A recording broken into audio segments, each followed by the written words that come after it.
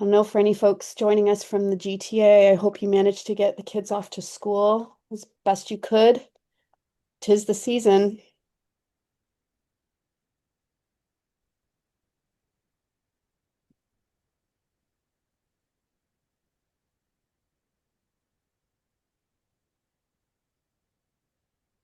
We'll get started in about one more minute.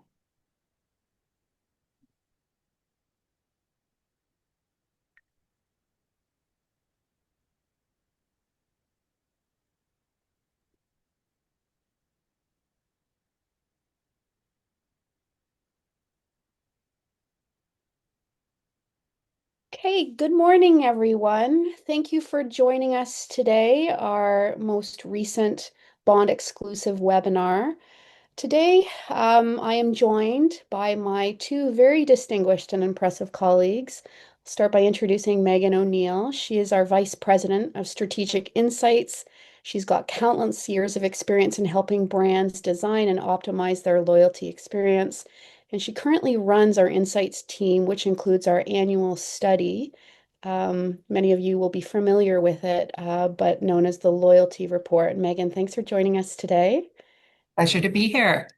I'm also joined by Ryan Matthews. She is Executive Creative Director of our agency services team, referred to fondly as Bond X.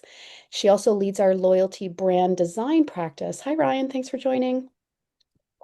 And my name is Carissa Dougal. I'm VP of Client Solutions. I've had the pleasure of working at Bond for the last 5 years in various different capacities, but my true passion lands in brand. So we're here today to speak with you then about the often overlooked brand advantage, which is your loyalty branding. We have about 45 minutes together today, so I'm going to dive right into it. We're going to start then by setting the foundation of the importance of brand within your program's design and construct. And Megan is going to share a little bit about how we're seeing this importance involved and frankly rise over time. We're going to pass it over to Ryan then to talk a little bit about how to consider your loyalty brand design as an opportunity to stand out in the marketplace while still being very closely aligned then to that master brand experience and the promise that you're putting out to the world. I'm going to explain a little bit about some of the impact that we've seen when done right. And we're going to give you an idea of some considerations to take forward with you today. Now, before I dive in, we do welcome any questions and dialogue along the way. There is a chat feature available to you, and we have some moderators that will be reviewing and making sure that we address any questions as they come up. So please don't be shy, and we encourage any conversation along the way. So first, I'm going to kick us off here by suggesting that we are seeing, by way of the loyalty report findings, that we are at somewhat of a peak loyalty in terms of behavior. Now, what we mean by that is that there's more and more brands that are playing in the space, and we've seen kind of the expectation or the engagement level of the consumer hit a bit of a max in terms of their stay, say, and spend behaviors. Now, what this is telling us ultimately is that it's becoming a little bit more challenging to stand out in a very crowded marketplace, but it's also becoming more and more challenging to engage your customers. So, additionally, and this is where I tend to go on my little soapbox, is the idea of brand marketing has become a bit of a dirty word in many cases, where we're living in a world where we're being pressured to demonstrate return on marketing dollars more than ever before. So often, the longer term brand building initiatives take a back burner as we prioritize some of those more immediate measurable impacts. So, that said, brand marketing, probably rightfully so, has been criticized for not being highly measurable. That said, I think we're going to talk a little bit about how we can change that narrative for you today. So the what I want to share with you then is loyalty is your real-time opportunity to put some of those brand efforts into the market to both hit and influence your near-term objectives while also providing you with signals on what's working by way of your brand marketing in order to give you a better understanding of what's working so that you can lever up and down accordingly. So, Megan, perhaps this is a good place to start in terms of painting the picture of the importance of brand alignment in your loyalty program. Yeah, thanks, Carissa. I think first and foremost, we probably want to ground ourselves a little bit in the data. Certainly coming from the insights world, that's where I'm going to start. And Bond in general, we tend to ground ourselves first and foremost in the key insights that we see from the consumer. So, one of the things we've been tracking over the past few years is whether consumers are adding new brands into wallet or whether they're consolidating their spend amongst a few brands that they feel very confident in. And what we've seen over the past few years is that consumers continue to be willing and interested to add new brands into the wallet. What we're seeing is on average, consumers are going to add an additional third of a brand to their wallet in every category by 2026. So they're continuing through this experience of expanding their wallets, creating trial. They're not necessarily increasing their spend in that category, but they are increasing the number of brands they shop.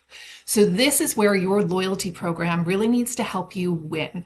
It needs to help you secure the spend that you have with those existing customers today. You want to protect that wallet from any erosion, which we see as being as high as 8% of their average spend in that category.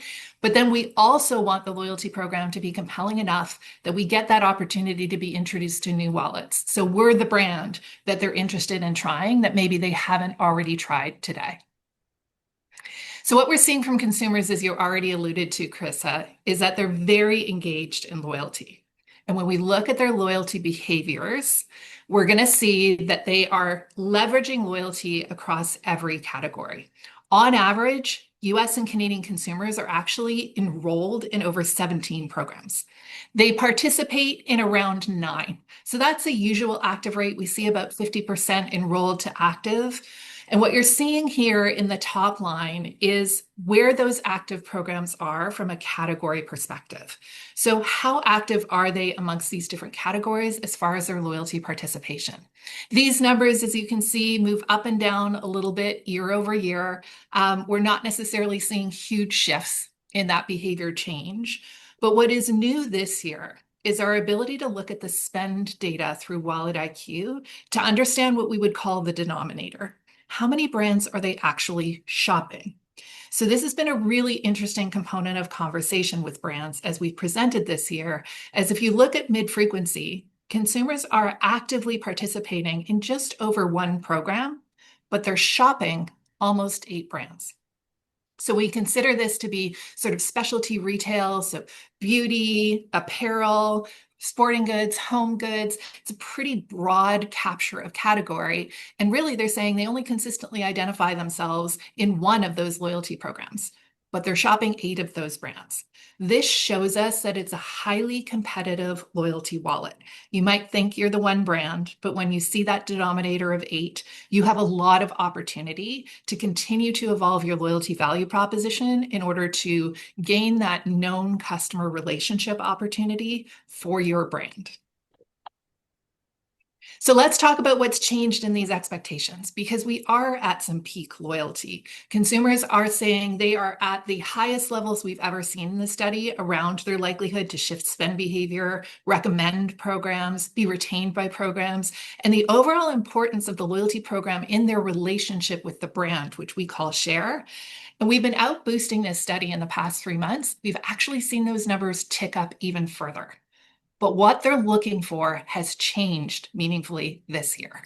So this is a view of our driver model that we leverage to analyze performance of programs at a very detailed level.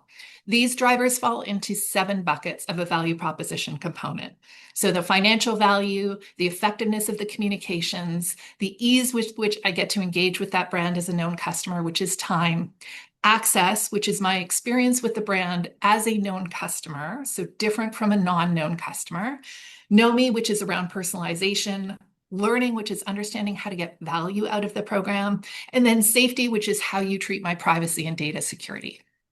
What you'll see is in the past 4 years of the study, these have all been grouped incredibly closely together. They were within a data point of each other, percentage point of each other, but we saw a meaningful change this year. The financial driver, which is in that gold bar, has dropped. And that doesn't mean that consumers aren't interested in the value proposition of your program. The earn burn mechanic still matters very much, but it tends to be ubiquitous. We tend to see the same value proposition components come to life across many programs. It's very public. It's usually your most expensive component of your program, and therefore it's really hard to differentiate and win with your financial value proposition. What has come up in importance is know me, so personalization and relevance. And when we ask them about perceived value of the program, the relevance of the offers has come up as a key component of that overall perceived value. So they're looking for that known customer experience to now be one that helps to curate their experience with your brand. And then access is now the lead driver. So as I mentioned, access is how do I get to experience your brand as a known customer who's entered this loyalty relationship, different from somebody who isn't in that relationship with you.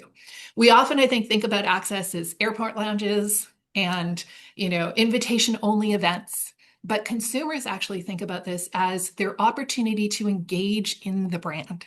Do I get behind the scenes? Do I get to co-create with that brand? Do I get the experience of first in line? Do I get early access? These are all ways that they consider access with the brand to be a key component of value and really actually gives us a lot of territory to create that experience that they're looking for. So, Megan, question for you. I Yeah. know your work leads you to scouring the globe in terms of top performing or interesting performing brands in these spaces. Can you share with us maybe a couple examples of brands that are doing Access and Know Me really well? Yeah, I'd be happy to. I have to say that one brand that's integrated this into their overall brand experience for a very long time is American Express. And that brand, with its front of the line benefits, is seeing a significant lift in performance this year in the study as a result of that belief and attitude that access is something that is at the core of the brand. What is really interesting is that even their products that don't give you access to front of the line have also increased in their performance because the attribution is at the brand level, not necessarily at the card level. Another brand that I would think of that I just think has done this visually really well is Lululemon. So if you're a member of Lululemon's programs, you get active countdowns until a new drop is released with your early access. You get the early access into some of their key events, which are really sought after. So you get to pre-buy your tickets into their runs and experiences. And most recently, they've announced a new tier structure where their top tier customers are actually going to have exclusive access to certain product. So there'll be certain product that is only available to those members.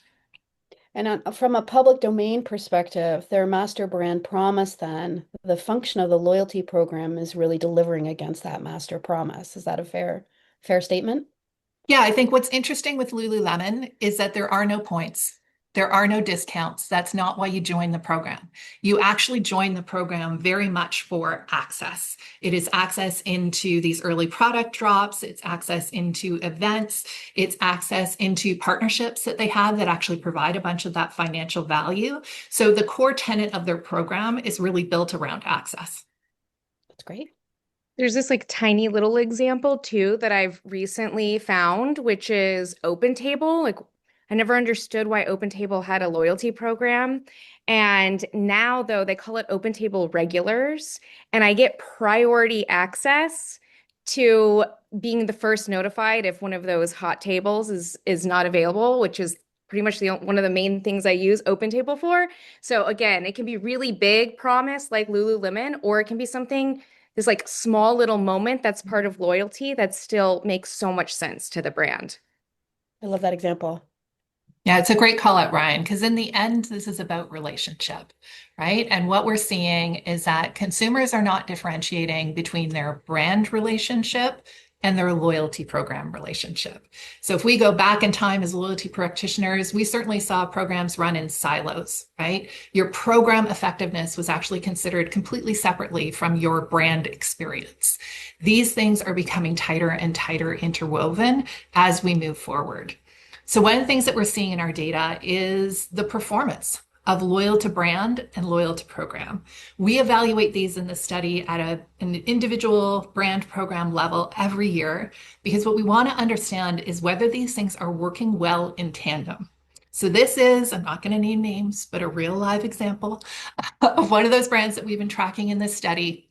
What you see in the gray bar is the loyal to program score, and what you see in the plum bar is the loyal to brand score. And when I look at 21 to 2022, I have concerns. I don't actually want to see loyal to program outperform loyal to brand. Truthfully, that means we're giving away margin. We are buying loyalty because, in the end, the reason your consumer comes to you is because of your brand promise, that they align with that brand promise and that you deliver on it. And so, your loyalty program should always be in service to that brand promise. And if your loyalty program is surging, but your brand experience is declining, that actually means you are leveraging your loyalty program for a whole bunch of discounting in order to create those transactions, which is not true loyalty. Now you can see the course correct. I love a course correct, where 2023, these two came in line together. And now we see loyal to brand leading loyal to program. And in fact, they're operating in the same trajectory. The favorite one up and to the right, that's what everybody wants. But what we want to see is these two things move in tandem because your loyalty program helps to deliver on your brand promise. They are not two disparate things. Your consumer does not evaluate your brand experience separate from your loyalty experience. They are absolutely integrated. And so your best financial outcomes come when your brand is leading and your loyalty program is effectively supporting on the delivery of that experience. Okay, so then Megan, you could say then that the ultimate end goal is for loyalty to be both an active and emotional connection, but to your overall brand. Absolutely. Yeah.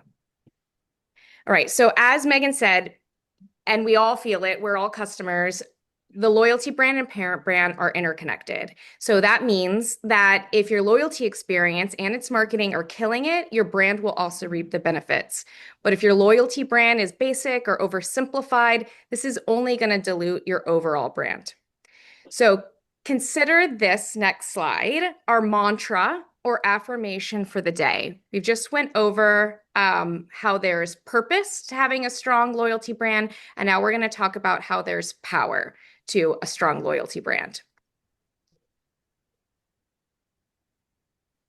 Perfect. Okay, so the purpose, right, we can know for brand is about being authentic, distinct, and even unique. This is no exception for your loyalty program, experience, membership. And when you do have a distinct, authentic, unique loyalty brand, there's power because it heightens the overall customer experience. So we're going to talk about, right, how do we do this? How do you find a distinct purpose? How can you heighten this brand experience, especially with your most valuable customers? So the question really is, how can we make loyalty stand out when everyone's got loyalty right now? So our POV on this, if you take it away, which is aim to stand out, not blend in. We believe that loyalty should really be the smartest, purest part of your brand. And that purity comes from brand alignment born from your parent brand. So think of this as amplifying the best aspects of your brand personality. So this could be key design elements. This could be an ownable tone of voice, a signature font, a branded gradient. They can be big things, they can be small things, but they do need to feel recognizable both inside to the customer, right? That emotional, and outside so we can drive those behaviors. Right, first a lay of the land. So we've got kind of 4 categories of where loyalty brands are falling into right now. We've got the classic rewards. That is the default. Originally, right, rewards supposed to feel fun. It's supposed to feel rewarding. It's easy to get. However, now it's starting to feel very one-dimensional. Remember the different indicators of success, right? We have know me, access, rewards, the financial piece are only one of them. So it's starting to feel very transactional. That may make sense for your brand, but sometimes you want to have more dimension. Next is plus. Plus is great because it indicates you get more. You get a plus sign, which I love because it's one character, so short, so easy. But it also is often used as a paid mechanism. So customers may have immediately think that, hey, that's a paid subscription, that's the next tier. So again, another consideration. The third is club. And while club feels like a community, feels special, feels welcoming to all, then it's kind of becomes inclusive exclusivity confusion. It's for everybody, but it's also a club. And so it's really important that if you go into the club category, that you really follow through on community and club-like benefits. And then the last one we're seeing is my, and my must feel like mine. More than ever, personalization is crucial, right? This is where everybody's like investing in right now. And we really want know that customers expect it. So if you're going to go with a my, you have to be prepared to deliver on that personalization. So those are kind of where we're at. They're not wrong. It's just they have truths to them that are categorical, and we would recommend just thinking through if you were to move into one of these places, or if you already are in one of these categories, how can you really begin to own that? That said, if you want to stand out even more and really have something that's strong, meaningful, unique, that's really going to lift your brand as a whole, we've got a few examples to share with you today. So first, we're going to talk about Marriott. So Marriott Bonvoy, of course, they really have had the biggest challenge in terms of a portfolio brand. So we're going to start with that one. So again, so Bonvoy, when it first came out, rest in peace, Starwood Rewards. I was a big fan. Uh, Bonvoy is a made-up name. At first, everyone was like, what is this? What is this made-up name? But it has become part of the zeitgeist. It is because it is punchy, it is short, and even though it's made up, it has personality. It makes you feel like you want to get up and go, and you got a little bounce of joy in you. And fun, nerdy design fact, that little O can also bounce and guide you on your journeys. But why it works is because it's so flexible and it's used so consistently. So we've worked with a lot of portfolio brands, umbrella brands. As mentioned, it is very challenging. But because Bonvoy is used so prevalent across the entire portfolio, we have now learned that this is not only the entry point, like with the app, but it's also the North Star when you see it higher in its hierarchy for the entire portfolio. On the next slide, kind of just want to touch on that portfolio. There's so many brands under Marriott. We've got everything from St. Regis to Courtyard, and that is difficult to handle as an umbrella brand like Bonvoy. So a few things that make Bonvoy so successful, in our opinion, is that the word mark is clean, it's friendly, it's compatible. There is adaptability for each of the actual hotel chains, those brands, to be able to pick up a toolkit and assets and rules that are flexible enough to make sure that Bonvoy is front and center, or sometimes an entry point or a signature. That is something we would recommend, is thinking about where in the journey your loyalty brand introduces itself. So it may be at the beginning, it may be integrated throughout, or it may also be like a, signature at the end. So cherry on top, signature at the end, or woven in. Bonvoy also has been a top performer for TLR, which Megan called out the other day. I was like, oh, of course. Yeah. I mean, as one of those top performing programs, I think we all know in market, right? Bonvoy can set the pace for other program experiences and expectations in the marketplace, but it's because it works so effectively from a loyalty membership standpoint as the ecosystem that wraps itself around all of these brands. As a Bonvoy member, My experience feels confident and reassured no matter which of these brands I am engaging with. I have an expectation that Bonvoy is going to continue to deliver on personalization. It's going to ensure that I have a seamless experience with whichever one of those brands I'm staying at because it acts as that sort of connective tissue. And it's that effectiveness that has driven this sort of master brand approach to the loyalty program to deliver on the brand promises consistently across different brand experiences, but connecting them together in one overall loyalty member experience and performance. Exactly. So that is how Bonvoy is standing out in terms of its loyalty brand.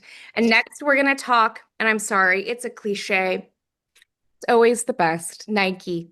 Um, They deserve it. how They deserve it. how Nike membership stands out. It is a lot like Lululemon in terms of how the program works.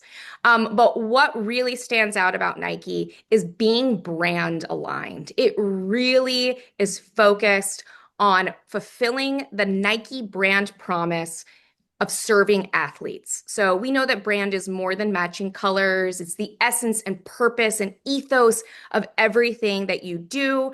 And loyalty is a big part of that. And we think Nike is a great example of how loyalty is not an exception to this rule. So on the next slide, a few ways that this stands out. First, it is positioned as a membership. Now, we are seeing, and rightfully we are recommending this a lot lately. Membership gives you that flexibility from being free to paid. It's inclusive without over promising. So it's definitely probably going to be like fifth on our list of categories before. But Nike does membership so well, more than just programming, but also thinking about the UX experience, app exclusive, event design, behind the scenes content. Even the CTAs feel inclusive and welcoming with this consistent join us message. Everything clearly pays off that brand promise to serve athletes. And that is something that, because it is specific, because the membership piece can really do that, that it makes it clear and focused for what loyalty's role within the brand is. I like that they use the little orange, but that's me. That's my little trick on color coding.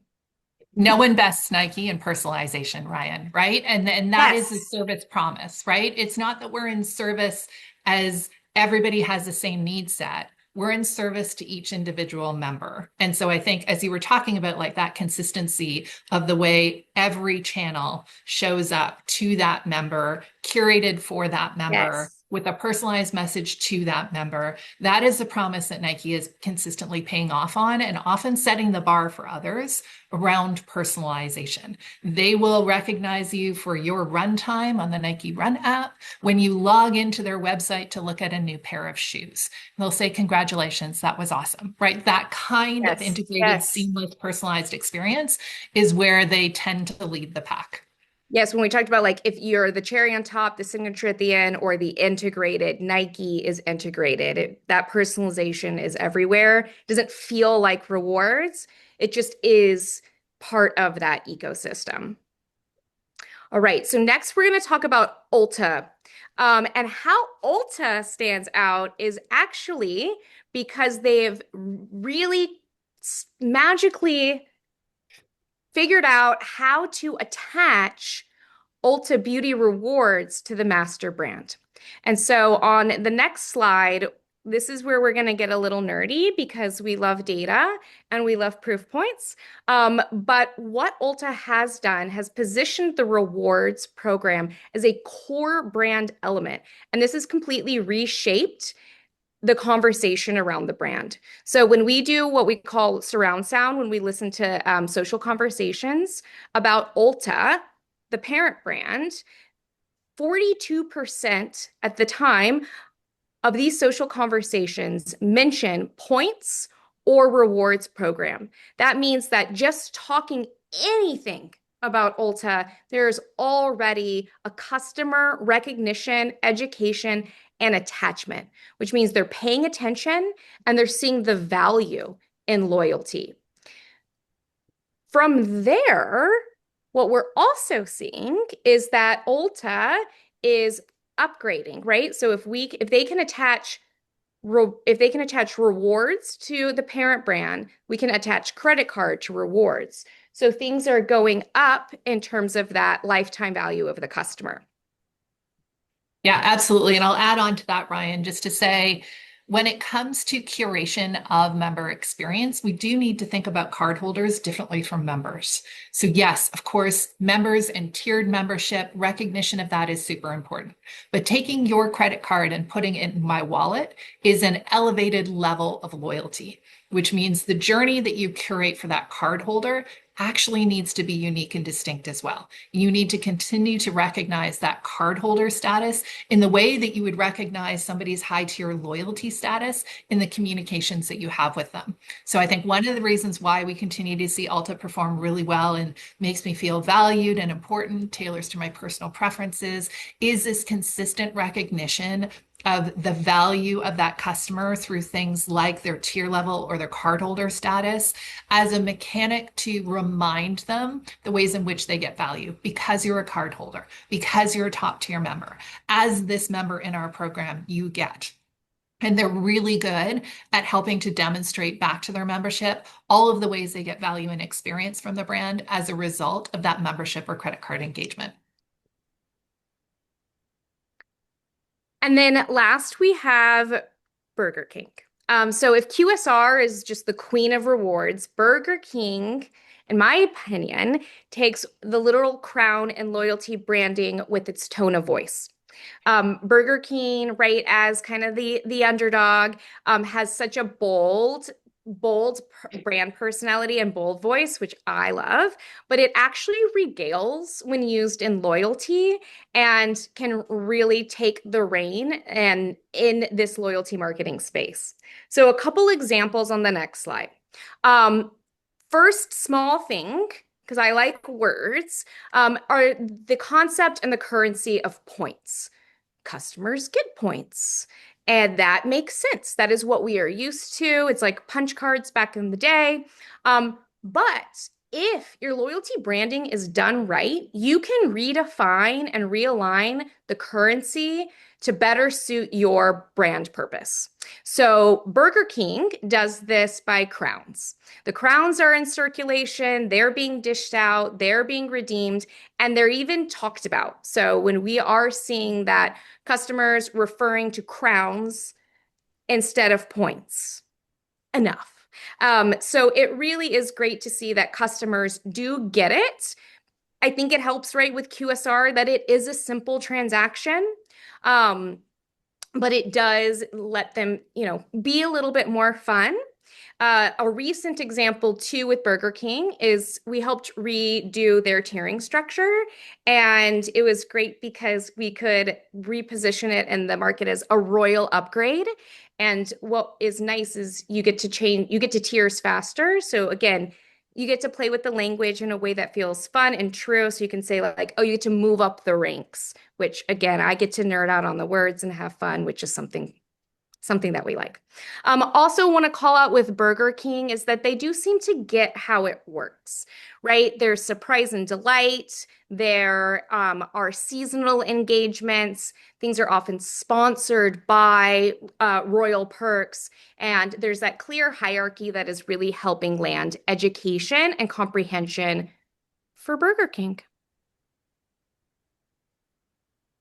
These are great examples, Ryan. I can imagine there's a few people on this webinar right now who would love to be compared to the Nikes and the Bonvoys of the world in terms of the equity that they've established, not only in parent brand, but loyalty brand as well. So at the top of the conversation, I want to get us back to some founding principles of how we can demonstrate business impact when you invest and focus in the right way in which your loyalty brand to show up. So I'm going to go through some very specific use case examples here. I hope no one gets bored with financial impact kind of numbers I'm about to share with you. I'm going to start though at the top. And I think one of the major tensions with brand marketing is that there's a narrative that its effectiveness is evaluated in fiscals. I'm telling you today that when done right, your loyalty brand can be evaluated in quarters and give you the right signals then that can be attributed to your master brand activity when done right. So the main challenge with brand marketing traditionally is that it's lacking clear financial targets in its ambition. And so, as a result of that, we tend to gravitate towards those shorter term impact results, more transactional based marketing activity. But in the very essence of doing that, you're actually eroding the very foundation of the brand that you're looking to build and service. But what I'm suggesting is that if you reframe your loyalty brand marketing around specific business objectives, you can deliver measurable short-term results then that can give you the right long-term signals to support you in those broader brand building activities. And we can do this because when your loyalty brand is tightly connected to that parent brand, you're creating that constant feedback loop. The clear financial targets with actionable data and insights that strengthen your brand over time. And then I would also suggest there's an intangible benefit that as a loyalty marketer, you will also become best friends with your brand marketer. And who doesn't want more friends? So let's get into some real evidence here. So a couple years ago, as a part of the loyalty report, we did tracking on brand resonance more specifically. What you see in front of you here are some of the results of that research. So along the top, we ask questions as to whether or not the members agreed. Do they see themselves reflected, their lifestyle reflected in the brand? Do they see themselves reflected in the brand? And do they consider themselves a fan of the brand? When members responded that they strongly agreed with these statements, the lift on business impact is quite strong. 5.6 times lift on loyalty brand if you see your lifestyle reflected in it versus a 9.7 if you consider yourself a fan of the brand. So that's comment number one. The second comment, however, is when you look at the overall numbers of people who did say that they strongly agree, you're looking at 1 in 5, maybe 1 in 3 at best. So, what this is telling us clearly is that there's a gap of opportunity here where we could do a better job as loyalty marketers to really strengthen that connectivity with master brand and making sure that that loyalty brand is leaning into it on the regular. Next, too, when we talk about communications, we're constantly in the dialogue with our clients about what communications is too many communications. I'm concerned that I'm influxing them with information. So first, I'm going to throw out there to the world that the most important thing in your communication strategy is making sure that those communications are relevant. So that's a personalization webinar that we'll follow up with perhaps at another time. Today, we're going to talk more specifically about the role for brand within your marketing communications specific to loyalty. So everyone, I'm sure, is familiar with the 2x2 format that we have in front of you in terms of relevance and importance in the membership experience. On the top left, you can see that as loyalty marketers, we're doing a pretty decent job of communicating the founding principles of the program, the functional way in which the program needs to show up, how I can redeem my benefits, what features are available to me, etc. Those are very functional, like I said. On the bottom right, however, you start getting into an area of opportunity where you can see that there's more permission for us to speak to members from a brand perspective in order to tighten that emotional connection and to get them to fall in love with us, not because of those financial drivers, which clearly are important in the program, but also to help me better understand your brand, your purpose, how your loyalty program is helping you deliver against that purpose for me as a customer. A lot of opportunity here, not only to do better, but also to stand apart. So your brand strategy clearly is helping you identify like how your brand supports your community or how personal profile information will get me closer to the brand experience. That is unique to your brand and real opportunity to differentiate in what we've already established as a pretty busy marketplace. Now, here's the good news. Back to my earlier comment. When we say there's that tension of how many communications or too many communications, What you see in front of you here is when your communications are hitting the right mark in terms of relevant to me, getting me the access that I want to your brand experience, demonstrating that you know me along my journey, you can see that not only do people want to hear more from you, but they're spending more with you at a category level. So take this home, screenshot it, tell all your friends that this is not about competing with who's saying what. This is about making sure that the right message is going to the right member so that it's most relevant in order to drive that emotional connection to the brand experience. Megan, I know you have some feelings on this particular slide. Anything you want to add before I carry on my merry way? Yeah, I think it's really interesting to understand that personalization is a component of your value proposition that will drive the perceived value of your financial value proposition. So when I see programs that maybe are struggling in their performance of the financial drivers, my first call is always around communication. I want to ensure that the program is effectively communicating the ways in which they're providing value first and foremost. Because if you can be relevant and targeted in those ways, you often don't actually have to invest more in your program. You have to be more strategic in how you communicate the value of that program to achieve the relevancy and then the category growth that Carissa is showing you around share. I love that. My last point of consideration for the value of a loyalty brand. It's positioned here as a bit of an add-on, but I think we can all agree that this is a very important consideration, and it's the opportunity to rally your front line and your employee base on a very clearly established brand positioning and strategy. This is true for loyalty, especially because at that point of transaction, when you're trying to convert to membership, there needs to be a reason to draw me in other than what I experienced recently was I should sign up because everyone else is. There needs to be a real meaningful message there that the employee needs to be able to convey. The reason this slide is in front of you is we have been tracking the role of the employee in delivering loyalty as an outcome in the membership experience. Pre-pandemic, this wasn't even top 20. Now you can see for the past couple years, reps make me feel special and recognized is the top among the top two drivers.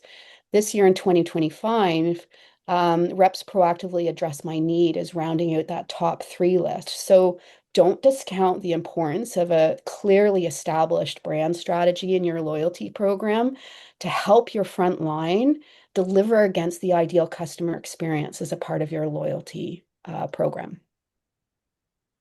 Now, promised you a little bit of a consideration and a takeaway. So we've talked to you about the importance of brand alignment in your program design. We've talked to you a little bit about how you can show up differently and meaningfully that's connected to master brand while also delivering against its promise. And then shared with you some evidence as to why this is important for your bottom line and your impact on your goals. What we're about to share with you then is a way to evaluate how your loyalty brand is actually performing in your competitive set, but also in the marketplace. So we do have a tool at Bond called the Customer Experience Engagement Index. This is born from the loyalty report, and it's a trifecta of three different data sources where we take the attitudinal drivers that we track as part of our quantitative study that happens every year. We combine that with then our third-party transactional based data to understand how much spend is happening at that brand level. And then the third is evaluating that with sentiment and emotional indicators in the wild based on how we're reviewing some of the social conversation that is taking place on your brand. And so what this tells us then is it tells you not only how your broader brand experience is resonating, but it also helps you benchmark against some of the competitors, not only in the category, but more broadly speaking in terms of overall attention within the loyalty experience. The last comment I want to make on the slide before I pause and let Megan, explain it better than I just did, is this is actually somewhat new of an idea and a concept in terms of making sure that we're actually tracking and measuring that level of emotional loyalty and how it connects to the master brand. Megan, how'd I do? What do you want to add? Yeah, no, you did a great job, Carissa. I'll just add on a little bit to say one of the challenges we saw in the loyalty report for years is that there are niche-based programs that deliver really well for niche-based groups of customers that mean they perform really well in this study, but they don't influence the marketplace. We wanted to understand which brands are leveraging loyalty alongside their master brand to create that influence at a market level. So in doing so, we're actually able to understand what are those brands that are setting pace for everybody else to keep up with in the loyalty space at a big L loyalty toward their master brand, but in through the delivery of both program and the emotional sentiment that we've been talking to today. So safe to say, if anybody's curious to understand how your brand may be performing, feel free to reach out.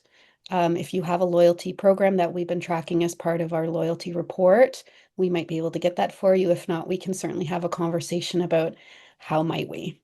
With that, I know we're at time. I do want to open it up if there's any questions maybe that we want to address.